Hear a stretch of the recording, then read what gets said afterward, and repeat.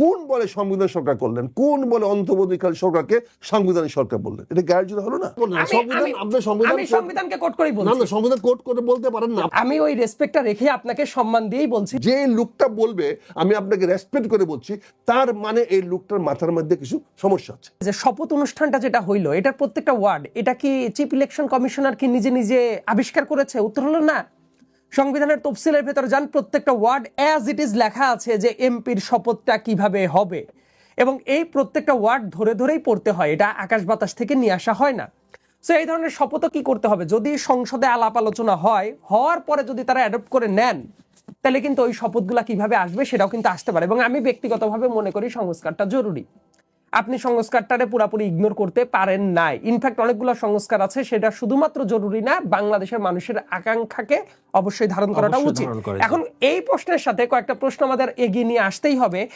যেমন আমাদের অত্যন্ত শ্রদ্ধেয় ব্যক্তি, আমি অত্যন্ত শ্রদ্ধার সাথেই বলছি যে আমরা কি করতে পারি, কিছু কিছু মতের সাথে আমাদের দ্বিমত পোষণ করতে পারি, কিন্তু ব্যক্তিগত জায়গা থেকে রেসপেক্টের জায়গাটা থাকেই।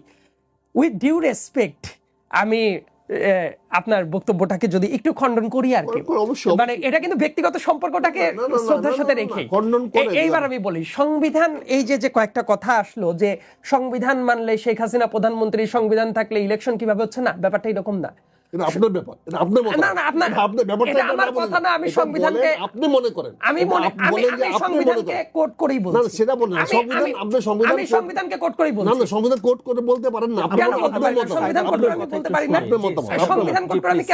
আমি আইনের ছাত্র ছিলাম, সংবিধান নিয়ে আমার কেন জানাশোনা থাকা উচিত না, এবং আমি ওইখান থেকেই সংবিধানকে ধরেই আমি বলছি সংবিধানে আচ্ছা আমি বলি অবশ্যই সম্পর্ক আছে।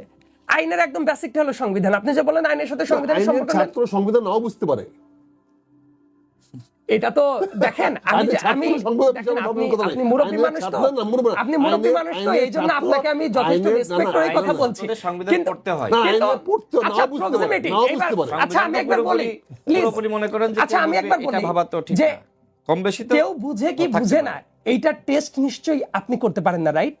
আমি ওই রেসপেক্টটা রেখে আপনাকে সম্মান দিয়েই বলছি যে আমি সংবিধানের কথাটা বলি। আমি বলার আগেই যদি আপনি আমাকে বলেন যে আমরা কোনো কিছু বুঝি না, তার মানে আপনি তো আমাকে দেখেন, আমি সিনিয়র হিসেবে আপনাকে যে রেসপেক্টটা করছি, আমি তো এটাও এক্সপেক্ট করতে পারি যে একজন সিনিয়রের জায়গা থেকে আপনিও, আমি আপনার সন্তানের বয়সী, আমাকেও তো অনুরূপ একটা আদর স্নেহ রেসপেক্টের জায়গায় রাখতেই পারেন, রাইট? ওই জায়গা থেকে আমি কথাটা বলছি। এবার আমি সংবিধানের ব্যাখ্যার দিকে যাই, কারণ প্রক্সিমিটির যে কথাটা, প্রক্সিমিটির ব্যাপারটা হলো আইনের একজনের সংবিধান বোঝার প্রক্সিমিটিটা অন্যদের চেয়ে একটু বেশি থাকতেও পারে। আমি এই ক্ষেত্রে কথাটা বলছি। সংবিধানে কোথাও কি লেখা আছে ইলেকশন অ্যাজ ইট ইজ একটাই উপায় আছে যে 5 বছর পর পর ইলেকশন হইতে পারে? Answer is no. নর্মাল নিয়মটা হলো 5 বছর পর পর সাধারণ ইলেকশন হইতে হয়, কিন্তু যদি কোনো সংসদ ভেঙে যায়, যদি পদগুলো শূন্য হয়ে যায়, তারপর কি 5 বছর পর্যন্ত ওয়েট করতে হয়? সংবিধানে এটা লেখা আছে কিনা, মানে আপনি নিজে একটু জবাবটা দিবেন যে সংসদ যদি ভেঙে যায়, সে প্রক্রিয়া যেমনই হোক, হওয়ার পরে কি 5 বছর ওয়েট করে যেদিন ইলেকশন হয়েছে তার পরবর্তী 5 বছর পরে কি ইলেকশন হইতে হয়? উত্তর হলো না। বরং সংবিধানের ভেতরেই আছে পরবর্তীতে কিভাবে ইলেকশনটা হইতে পারে সেটা বর্ণনা লেখা আছে। বরং ওইটা ওই 5 বছর পর্যন্ত ওয়েট করার ব্যাপার না, যেদিন থেকে ভেঙে গেল তার পরবর্তী পদক্ষেপ নিতে হয়। 2 নাম্বার ব্যাপার, শেখ হাসিনার বিরুদ্ধে যখন আন্দোলনটা হয়, হওয়ার পরে আপনি বলতে পারেন যে এই যে আন্দোলন, কিসের আন্দোলন? কিন্তু এটাও মাথায় রাখা হচ্ছে, ডেমোক্রেটিক একটা দেশে কারো যদি রাইটস, অধিকার ভায়োলেটেড হয়, তাদের আন্দোলন করারও কি আছে, যৌক্তিক যে রাইটটা আছে সেটাও এই কনস্টিটিউশন দ্বারাই প্রোটেক্টেড। এবং এই গভর্নমেন্ট, ইন্টারিম গভর্নমেন্ট যখন গঠিত হয়েছিল সেটা আর্টিকেল 106 দ্বারা প্রোটেক্টেড ছিল। পরবর্তীতে এইটা সুপ্রিম কোর্টে চ্যালেঞ্জ, এবং সুপ্রিম কোর্টেরও এই ব্যাপারে ডিসিশনটা আছে। এখন আপনি যদি গায়ের জোরে বলেন সুপ্রিম কোর্টের ডিসিশন মানি না, সংবিধান মানি না, কোনো কিছু বুঝি না, একমাত্র যেটা বলছেন সেটাই কথা, তাহলে আমি মনে করবো ওই যে আপনি বললেন না আমার ব্যক্তিগত মতামত, আমার ব্যক্তিগত মতামত আমি এখন পর্যন্ত দেই নাই, আমি সংবিধান থেকেই কথা বলছি। বরং আপনার ব্যক্তিগত মতামত দিয়ে আপনি বলতেই পারেন, আই ফুল রেসপেক্ট আপনার ব্যক্তিগত মতামতের প্রতি, কিন্তু আমার যে মতামতটা সেটা আমি জানানোর প্রয়োজন অনুভব করলাম সংবিধান থেকে। ধন্যবাদ। সংবিধান পরিবর্তনশীল, এটা সংবিধানের মধ্যে আছে, কিন্তু সংবিধানের প্রয়োগগুলো একটা নিয়ম নীতি আছে, সংবিধান ভাঙ্গার একটা নিয়ম নীতি আছে, এটা সংবিধানের মধ্যে দেওয়া আছে। সেটা যদি কেউ মিসইউজ করে, মিসঅ্যাপ্রোপ্রিয়েট করে, লুটে নেয় বা মিথ্যা তথ্য দিয়ে প্রমাণিত করে বা শক্তির জুড়ে যদি সংবিধানকে সাসপেন্ড করে রাখে, সেটা অতীতে হয়েছে। সামরিক শাসকরা প্রথমে যে কাজটি করে, তারা এসে সংবিধানকে সাসপেন্ড করে দেয়। অর্থাৎ সাসপেন্ড করলে এটাকে আর কাজ হলো না, তারপরে জনগণের সামনে বলে দেয় এখন আমার হুকুম মানবা কি মানবা না। বিপ্লব এসে আমাদের কি করেছে, আমরা বিপ্লব এসে সংবিধানকে বলছি সংবিধানকে মানি না, তাহলে সরকারটা কি হবে? এটার দরকার ছিল না বিপ্লব তো সরকার, বিপ্লবী সরকার করা। বিপ্লব যে কোনো করতে পারে, যেমন সামরিক শাসক যে কোনো কাজ করতে পারে তা শক্তি বলে, বিপ্লব জনগণের ইচ্ছা অভিপ্রায় হিসেবে বিপ্লব যে কোনো কিছু করতে পারে। তো আমরা 5ই আগস্টে আশা করেছিলাম একটা বিপ্লবী সরকার গঠন করা হবে, কিন্তু কতিপয় সংসদ বিশারদ, সাংবিধানিক বিশারদ বা ছাত্ররা মিলে তারা সংবিধানকে নিয়ে আসলো, সংবিধান হঠাৎ করে 106 ধারা নিয়ে আসলো, সুপ্রিম কোর্টের কাছে গেল যে আপনি বলেন। অথচ সুপ্রিম কোর্টই নাই, সুপ্রিম কোর্ট বসে আছে ক্যান্টনমেন্টের ব্যারাকে।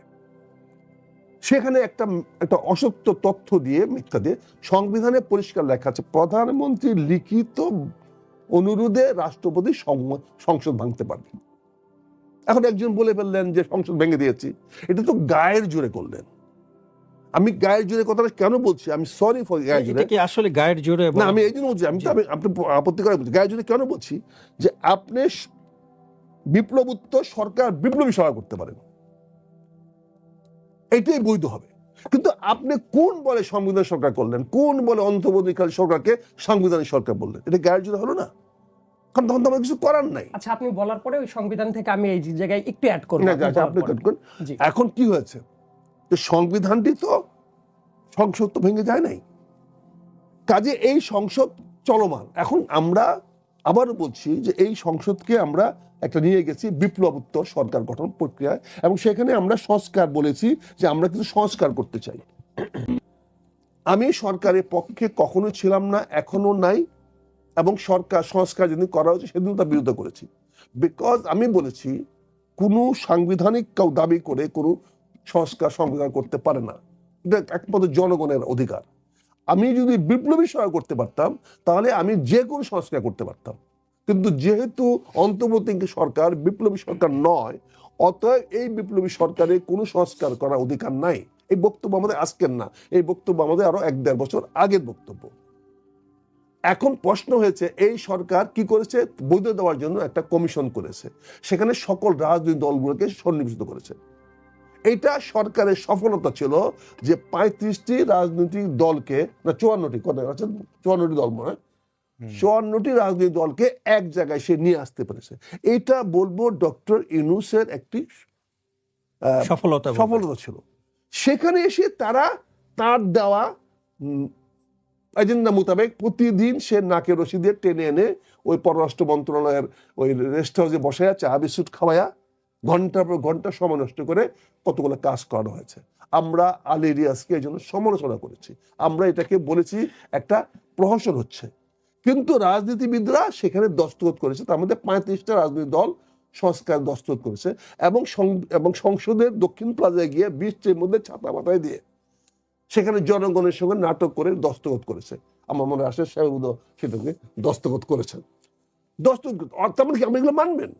তার মানে এখানে সংবিধান তো নাই, আর আপনি এগুলা করবেন, করে সংবিধানটাকে বলবৎ করবেন, হয় যেভাবে আছে সেভাবে করবেন, না নতুন করে সংবিধান লিখবেন, না সংশোধিত করবেন।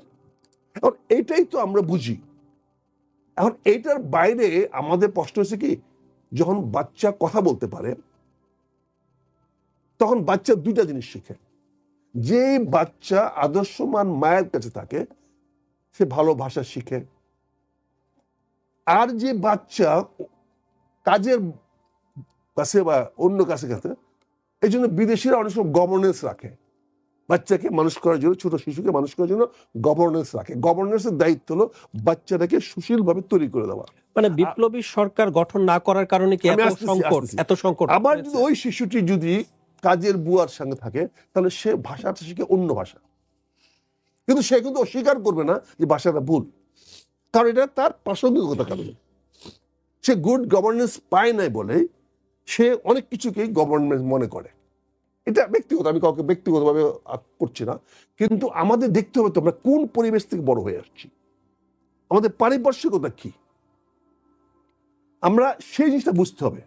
আমি একজনকে সম্মান করি তার মানে হয় আমি তাকে সম্মান করি না, এটা বুঝতে হবে। কারণ কোনো ভদ্রলোক কাউকে বলে না যে আমি আপনাকে রেসপেক্ট করে কথা বলছি, তার কথাটাই রেসপেক্টেবল হবে। তার কথাটা রেসপেক্টেবল হবে। যে লোকটা বলবে আমি আপনাকে রেসপেক্ট করে বলছি, তার মানে এই লোকটার মাথার মধ্যে কিছু সমস্যা আছে। সে জানে আমি তাকে আক্রমণ করতে যাচ্ছি, সে জানে আমি তাকে রেসপেক্ট করব না, তাকে ডিসরেসপেক্টের বক্তব্য দিব। এই জন্যই সে নিজের আত্মপক্ষ সমর্থন করার জন্য সে বলেছে আমি আপনাকে রেসপেক্ট করে বলছি। আপনার মতামতের প্রতি রেসপেক্ট করার কথা বলেছেন। আমার মতামতের প্রতি কারো রেসপেক্ট করা দরকার নেই। আমার মতামতকে যদি আপনি আমি তর্ক করছি না, আমি বলেছি আপনার মতামতের প্রতি রেসপেক্ট করে আমি দ্বিমত পোষণের জায়গাটা এটা হলো স্টুপিডিটি। কারণ কেউ মত রেসপেক্ট করে দ্বিমত পোষণ করে না, করা যায় না। ওই যে বললাম যে ওই যে বুয়ার কাছ থেকে যে সন্তান বুয়ার কাছ থেকে মানুষ হয়। শুনেন, ঢাকা কলেজ আর জগন্নাথ কলেজ এক জিনিস নয়। শুনেন, ঢাকা কলেজ জগন্নাথ কলেজ জিনিস নয়, ফৌজদার ক্যাডেট কলেজ না, আর এই আমার গচিয়াটা কলেজ এক জিনিস নয়। একই বই পড়ানো হয়, এটার সাথে আমার সম্পর্ক বুঝতে হবে। এটা বুঝেন না বলে সমস্যা, এটা বুঝেন না বলে সমস্যা। শোনেন, এটা বুঝেন না বলে সমস্যা, আমরা বুঝি না। আপনি ওইখানে বসে থেকে প্রথম থেকেই বলছেন আমরা এটা বুঝি না। আমি তো বলি প্লিজ আমাকে একটু বলতে দিবেন প্লিজ। আমি কথা বলছি। আপনি বললেন যে আমি বললাম যে আইনের ছাত্র, আমি সংবিধান থেকে কথা বলি, আপনি বললেন আমরা বুঝি না। আমরা আখতারুজ্জামান আপনার কথা শুনি, তারপর আমি সাইদ আব্দুল আলম আপনার কাছে। আপনি বলবেন। ফলে আমি কি বলেছি একটু ছোট করে। আমি সংবিধানকে ব্যাখ্যা করার জন্য আমাকে আইনের ছাত্র বলতে হবে না, কারণ আমি সংবিধানকে, যে কোনো লোক আইনের ছাত্র না হয় সংবিধান করতে পারে। যত এমপিরা আছে তার মধ্যে 80% এমপি মনে হয় আইনের ছাত্র না। তাহলে তারা আইন প্রণয়ন করবেন কেউ? তারা আইন প্রণয়ন করবে কেন?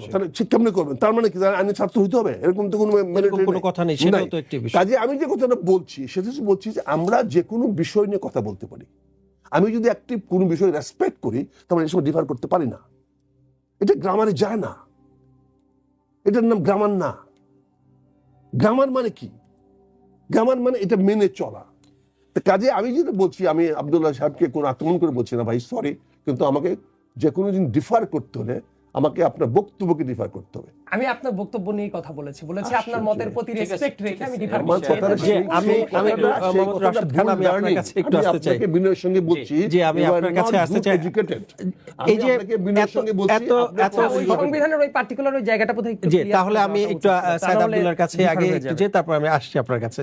জি ধন্যবাদ। তো আমি এইবার একটু সংবিধান থেকে একটু পড়ি, তাহলে বুঝতে সুবিধা হবে। কারণ আপনি যে সংবিধান থেকে ব্যাখ্যাটা দিলেন, আমাদের কনস্টিটিউশনের আর্টিকেল 57 যদি পড়া যায়, এই জায়গায় প্রধানমন্ত্রীর পদের মেয়াদ বলা আছে, প্রধানমন্ত্রীর পদ শূন্য হইবে যদি ক তিনি কোন সময় রাষ্ট্রপতির নিকট পদত্যাগপত্র প্রদান করেন।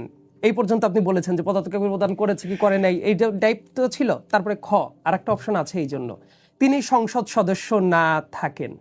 এই যে এই কথাটা আমরা মিস করে চলে যাই, তার কারণটা আপনি এটা বলেন নাই। না আপনি বলেন নাই, এই কারণে আপনি প্রথমটা বলছিলেন না যে পদত্যাগ করার কথাটা। ইয়েস, তারপরের কথাটা আমি বলি।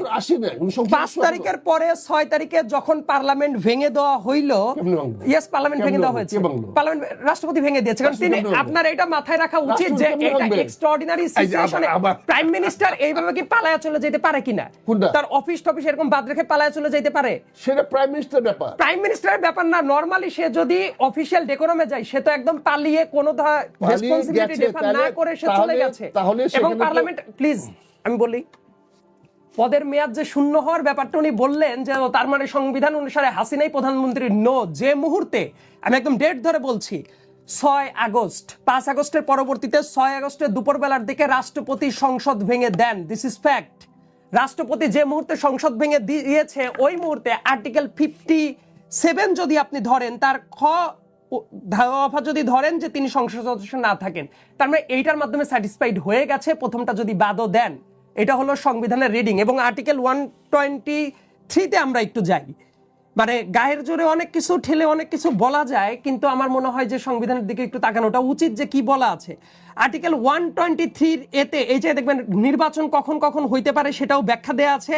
ওইটার ভেতরে সংসদ সদস্যদের সাধারণ নির্বাচন অনুষ্ঠিত হইবে ক মেয়াদ অবসানের কারণে, সংসদ ভাঙিয়া যাবার ক্ষেত্রে, ভাঙিয়া যাবার পূর্ববর্তী 90 দিনের মধ্যে, এবং খ মেয়াদ অবসান ব্যতীত অন্য কোনো কারণে সংসদ ভাঙিয়া যাইবার ক্ষেত্রে পরবর্তী 90 দিনের ভেতরে তাহলে মেয়াদ থাকা অবসান হইলে কি হয় না হয় এই প্রত্যেকটা ব্যাপার এই জায়গায় লিপিবদ্ধ আছে। এখন বলতে পারেন যে অ্যাজ ইট ইজ পন্থায় হয়েছে কিনা, তার পতন যেটা ঘটে গেছে এটা তো এক্সট্রাঅর্ডিনারি একটা সিচুয়েশনের ভেতরে, এবং এক্সট্রাঅর্ডিনারি সিচুয়েশনের জন্য ডক্ট্রিন অফ নেসেসিটি এই জায়গায় চলে আসতে পারে, এবং ডক্ট্রিন অফ নেসেসিটি যখন আসে অনেক কিছু কি করতে হয় পরবর্তী সংবিধানে এইটা ইনক্লুড করার জন্যই পার্লামেন্টে আলাপ আলোচনা করে এটা বৈধতা নিয়ে নিতে হয়। যেমন রাষ্ট্রপতি অনেকগুলো অধ্যাদেশ জারি করেছেন না, এই অধ্যাদেশগুলো কি করতে হবে, এটার ইমপ্লিকেশন তখনই শুরু হবে পরবর্তী সংসদ যদি এটা র্যাটিফাই করে। আনটিল অর আনলেস এটা র্যাটিফাইড হচ্ছে, তার মানে অনেক অধ্যাদেশ বাতিল হয়ে যাইতে পারে। এই কারণেই তো সংসদটার দরকার। তো এই কারণে আমি দেখেন আপনার যে মতের কথা আমি বলেছি, আপনার মতের প্রতি শ্রদ্ধা থাকাটা জরুরি, এটা গণতন্ত্রের বেসিক এসেন্স।